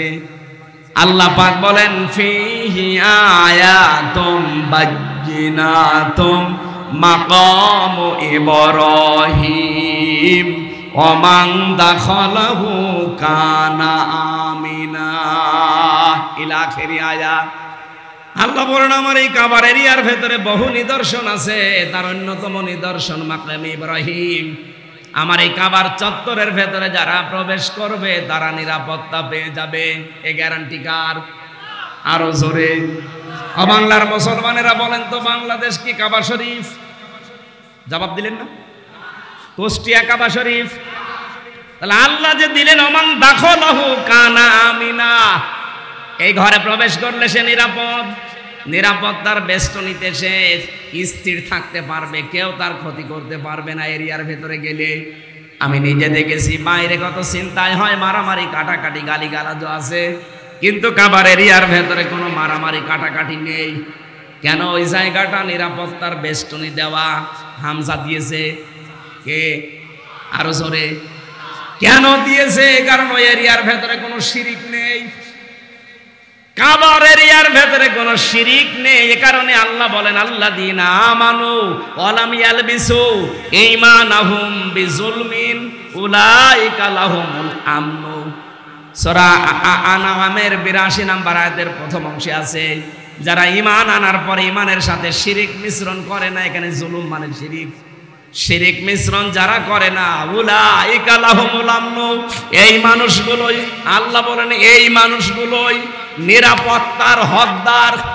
আমি আবার বলছি, বাংলাদেশ যেহেতু কাবা শরীফ না, এটা নিরাপত্তার চাদর দিয়ে ঢেকতে হলে শিরিক মুক্ত করা লাগবে। কথার অর্থ বুঝে ফেলেছেন? বাংলাদেশ যদি সত্যি এখন নিরাপত্তার চাদর দিয়ে ঢাকা লাগে, পাশের প্রতিবেশীর দেশ থেকে আন্তর্জাতিক যত ষড়যন্ত্র সব মোকাবেলা করার জন্য, নিরাপত্তার জন্য দেশের ইমানদারদের শিরিক মুক্ত হওয়া লাগবে। বলেন বলেন, শিরিক কি? আল্লাহ যেটা পারে ওইটা অন্য কেউ পারে, এই বিশ্বাস করার নাম শিরিক। আর এই শিরিক যারা করে তারা মুশরিক। এক কথা বলেন না কেন? সন্তান দিতে পারে কে? অন্য কেউ পারে। আইন দিতে পারে কে? অন্য কেউ পারে। যারা বলেন যে না আল্লাহর আইন আছে, মানুষের তৈরি করা আইনগুলো আমরা কায়েম করতে চাই, যে দলের লোক আপনি হন, আপনি মুশরিক। আপনার কারণে এত নিরাপত্তাহীন হয়ে যাচ্ছে আমরা কোরআনে কারিমের বিধান দিয়ে দেশটা চালিয়ে ঈমানকে শিরিক মুক্ত করার মাধ্যমে কাবার এরিয়ার মতো ৫৬,০০০ বর্গ মাইলকে নিরাপত্তার চাদর দিয়ে বেষ্টন দিতে চায়। আমার কথার অর্থ বোঝা গেছে? উলাইকা লাহুমুল আমনু। আল্লাহ বলেন এইভাবে আমি দেখালাম, উলাইকা মনে হচ্ছে তার আঙ্গুল দিয়ে দেখাচ্ছে। এই ৫৬,০০০ বর্গ মাইল যেই দিন শিরিক মুক্ত হবে, আল্লাহ যেটা পারে অন্য কেউ পারে না, এই বিশ্বাস নিয়ে যখন আমরা চলতে পারবো, এই দেশটা কাবার এরিয়ার মতো আপনি দেখবেন এটা নিরাপত্তার। তুই আমার সামনেই থাকবি না, আমার কাছ থেকে তুই দূরে চলে যাবি। আমাদেরকে অনেকে আজ অভিভাবক সুলভ আচরণ না করে এই ইব্রাহিমের পিতা আজরের মতো আচরণ করছে আমাদের সাথে। আমরা তাদেরকে বাঁচাতে চাই প্রাপ্ত জ্ঞান অনুযায়ী, তারা বাঁচতে চায় না, আরো আমাদেরকে ডুবাতে চায়। ২ নম্বরে জাতির পিতা ইব্রাহিম ছিলেন নাবিয়্যা। কি ছিলেন? নাবি। আমি নবী শব্দের এই কেরাত ২টা পড়েছিলাম, নবী ৪ আলিফ টান দিয়ে, ইয়া ১ আলিফ টান দিয়েছি। ৭ কেরাতের এটা ১ কেরাত। উনি নবী ছিলেন। কেমন নবী? নবী শব্দের শাব্দিক অর্থ হচ্ছে সংবাদ বাহক। এটা নাবা থেকে এসেছে। নাবা মানে ব্রেকিং নিউজ বলা হয়। নাবা শব্দের অর্থ কি? এটা ইংরেজিতে আপনি লেখেন NEWS, নিউজ। এই যে আজকে আমাদের সাথে যে বক্তা ছিল উনি একজন সাংবাদিক, এই যে নবী বলা হয় ওনাকে, যদি উনি ওহী পায়নি। এন দিয়ে যদি আপনি নর্থ ধরেন, ই দিয়ে যদি ইস্ট ধরেন, ডাব্লু দিয়ে যদি ওয়েস্ট ধরেন, আর এস দিয়ে যদি সাউথ ধরেন, আপনি ৪টা অক্ষরকে ৪টা দুনিয়ায় ভাগ করে দেন, দেখবেন তামাম দুনিয়ার সব খবর যার কাছে আছে তিনি হচ্ছেন নবী। আল্লাহ তাকে নবী বললেন কেন? ওই যে দ্বিতীয় যে আয়াতটা পড়েছিলাম, ওয়াকাযালিকা নুরি ইব্রাহিমা মালাকুতাস সামাওয়াতি ওয়াল আরদ। আমি নিজে দেখিয়েছিলাম আমার ইব্রাহিমকে আকাশ আর জমিনের শাসন ব্যবস্থা কি করে চালানো লাগে, কি করে পরিচালনা করা লাগে, এগুলো সব আমি তাকে দেখিয়েছিলাম। এই জন্য ইব্রাহিম নবীকে আমার আল্লাহ চারিদিকের সংবাদ তার কাছে দিয়েছিলেন। তিনি সাধারণ এরকম কেউ ছিলেন না, তিনি ছিলেন নবী। কি ছিলেন? আমাদের কাছে যেহেতু এখন নবী নেই, নবীর সংবাদ আছে। নবীর সংবাদ কোনটা? বিশ্ব নবীর সংবাদ আল্লাহ এই কোরআনে দিয়েছেন। আমি প্রায় 17টা পেয়েছি বিশ্ব নবীকে নিয়ে আমার আল্লাহ কোরআনে কারিমে। 17 জায়গায় বিশদ আলোচনা দিয়েছেন, আর 7টা জায়গায় পেয়েছি তার নাম আল্লাহ স্পষ্টভাবে ওই মোহাম্মদ উচ্চারণ না করে অন্যান্য নাম দিয়ে তাকে ডাক দিয়েছেন। কোরআন শরীফের ভেতরে 7টা নামে ডাক বেশি পেয়েছি আমি। মোহাম্মদ, আহম্মদ, আব্দুল, মুজাম্মিল, মুদ্দাসসির আর তহা, ইয়াসিন, এই 7টা নামে আমার আল্লাহ কোরআনে কারিমে যেখানে ডাক দিয়েছেন দেখবেন এর পরে পরে কোন জায়গায় 3টা, কোন জায়গায় 5টা, কোন জায়গায় 7টা, কোন জায়গায় 11টা, কোন জায়গায় 17টা, এতগুলো ব্যাখ্যা করা আছে প্রত্যেকটি শব্দের পরে। ইব্রাহিম নবী ছিলেন, আর আমাদের কাছে আল্লাহ যাকে পাঠিয়েছিলেন উনি ইব্রাহিমের সন্তান। নাম কি? মুহাম্মাদুর। বলেন বলেন মুহাম্মাদুর। নবীজিকে প্রশ্ন করা হয়েছিল, হে নবী আপনি বহু সংবাদ নিয়ে এসেছেন দুনিয়ার চারিদিককার, কারণ বলিয়া জোহান্নাস ইন্নী রাসূলুল্লাহি ইলাইকুম জামিআ। হে দুনিয়ার মানুষেরা শোনো, আমি শুধু মক্কা এরিয়ার জন্য না, তামাম দুনিয়ার জন্য, সকলের জন্য আমি নবী হয়ে এসেছি, আল্লাহর রাসূল হয়ে তোমাদের কাছে এসেছি। যতগুলো সংবাদ আমি নিয়ে আসলাম তার ভেতরে অন্যতম সংবাদ হচ্ছে এই কোরবানির সংবাদ। আল্লাহ রাব্বুল আলামিন বলেন, এই যে সাহাবায়ে কেরাম জিজ্ঞাসা করেছিলেন, হে নবী এই যে কোরবানির কথা আপনি বলেন যে প্রতিটি জামানায় প্রত্যেকটি উম্মতের উপরে ছিল, আমরা যেটা পেলাম এটা কোনটা? নবীজি বলেন, এটা তোমাদের জাতির পিতা ইব্রাহিম নবীর সুন্নাত। জোরে বলেন সুবহানাল্লাহ। ইব্রাহিম নবীর সুন্নাত হিসাবে আমরা যেহেতু কোরবানি পেয়েছি, তিনি কি শিখিয়েছিলেন এই কোরবানির দ্বারা? আল্লাহ কোরআনে কারিমে বললাম 27টা বিষয় বলতে গেলে দেরি হবে, আমি সামারাইজ করি একটা বিষয় শুধু আজকে শোনাতে চাচ্ছি, আর এইটাই আমার মনে হয় আসল। ফালাম্মা আসলামা ওয়া তাল্লাহু লিল জাবিন। ফালাম্মা অতঃপর যখন, আসলামা দ্বিবচন, দুইজনে রাজি হয়ে গেছে, এগ্রি হয়ে গেছে, সম্মত হয়েছে কি পালন করার জন্যে? আল্লাহর বিধান। ইব্রাহিম ছুরি হাতে নিয়েছে, ইসমাইল গলা দিয়েছে। বিধানটা কার? আরো জোরে বলেন। আল্লাহ বলেন দুইজনে যখন রাজি হয়েছে, তাল্লাহু লিল জাবিন, এবং কাজ করেছে জবাই করার জন্য, এই সময় কিন্তু আল্লাহর বিধানটা পালন করা সম্ভব হয়েছে। বলেন তো ইব্রাহিম যদি বলতো আমি 86 বছর বয়সে সন্তান পেয়েছি, জবাই করব না, হয়তো আল্লাহর বিধান পালন? ইসমাইল নবী যদি বলতেন না 13 বছর খবর নেয়নি, এখন এসেছে জবাই দিতে, আমি হব না, দৌড় দিলাম, হয়তো আল্লাহর বিধান? বলেন বলেন।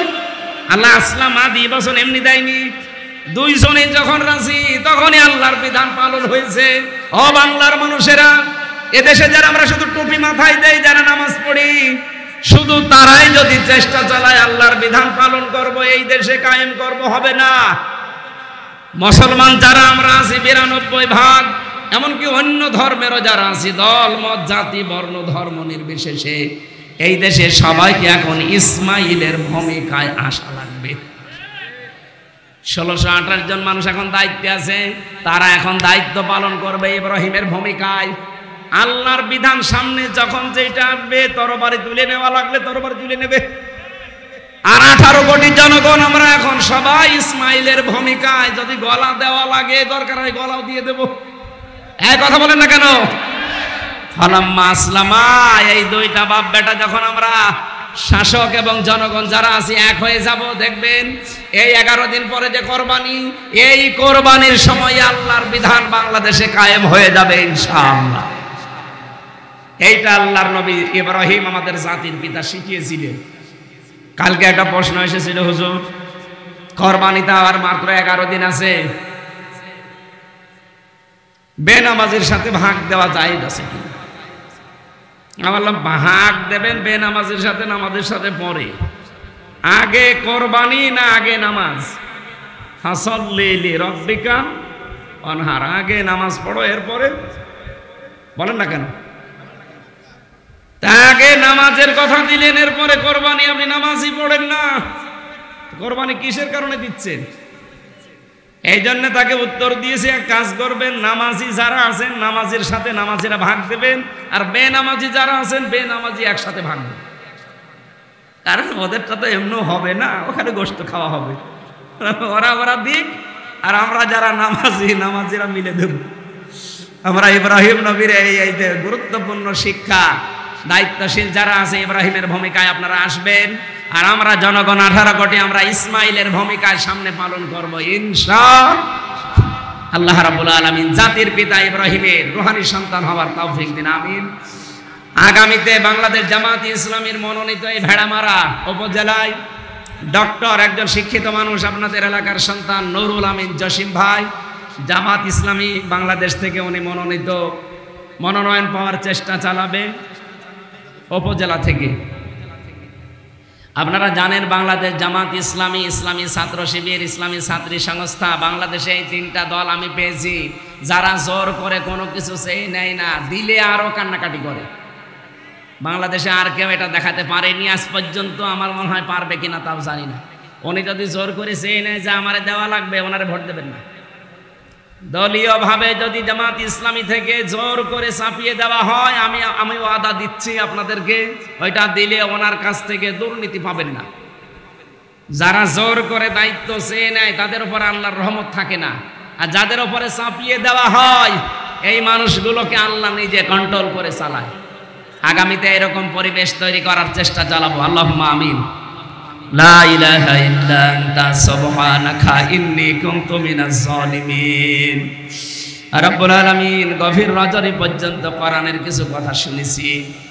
আমাদের জাতির পিতা তিনি সিদ্দিক ছিলেন, তিনি নবী ছিলেন, তার নিয়ে আসা সংবাদগুলোকে আমাদের জীবনে মেনে চলার তৌফিক দাও আল্লাহ। তার মতো আমাদেরকে তুমি সিদ্দিকের কাতারে শামিল করো। কোরআনে কারিমে তুমি জানিয়েছো মিনান নাবিয়্যিনা ওয়াস সিদ্দিকিনা ওয়াস শুহাদাই ওয়াস সালিহিন ওয়া হাসুনা উলাইকা রাফিকা। আমি সহ যারা কথা বললাম এবং কথা শুনলাম, আমাদের জীবনে ইখলাস দান করো। জীবনের অপরাধগুলো এই মুহূর্তে সব ক্ষমা করে জায়গাটা নেকি দিয়ে ভরাট করে দিও। এই মাহফিলটা সাজাতে গিয়ে যারা কষ্ট স্বীকার করেছে আল্লাহ, এই যুবকদেরকে যে মা পেটে নিয়েছে মায়ের পেট খাদিজার মতো বানিয়ে দাও। মাহফিলের সম্মানিত সভাপতি আজাদ ভাইকে কবুল করো। সম্মানিত প্রধান অতিথি জনাব আব্দুল গফর, ডক্টর নুরুল আমিন জসিম ভাই সহ যত আলেম ওলামা এখানে এসেছে আল্লাহ, আলেমদেরকে আলেম হিসাবে মঞ্জুর করে নাও। মা বোনদেরকে তুমি খাদিজার মতো আয়েশার মতো বানিয়ে দাও আল্লাহ। অনেক ভালোবাসি মা বোনদেরকে, মেহেরবানি করে মেয়েদেরকে তুমি ফাতেমাতুজ জহরার উত্তরাধিকারী হিসাবে কবুল করো। স্বামী যাদের অবাধ্য আছে বাধ্য বানিয়ে দাও, সন্তান যাদের অবাধ্য আছে আল্লাহ বাধ্য করে দাও। এলাকায় মাটির নিচে কত মানুষ ঘুমিয়ে আছে, কোরআনের ইজ্জতে এদের কবরগুলো জান্নাত বানাও আল্লাহ। যে বাড়িতে এসে বসেছিলাম বাড়ির ওপরে খাস রহমত নাজিল করো রব্বুল আলামিন। যত মানুষ এই মাহফিলটার জন্য মন থেকে চেষ্টা চালিয়েছে আল্লাহ, যে যেইভাবে এগিয়ে এসেছে তোমার রহমত ওইভাবে এগিয়ে দাও। যার মাধ্যমে কোরআনের দাওয়াত নিয়ে এসেছি মুফতি রেজাউল করিম ফরিদ উদ্দিন আবরার, আল্লাহ মুফতি সাইফুদ্দিন আল আজাদ সহ যত আলেমরা চেষ্টা চালিয়েছে কোরআনে কারিমের কথা বলার জন্য আমাকে ব্যবস্থা করে দিয়েছে, এই আলেমদেরকেও মঞ্জুর করে নাও।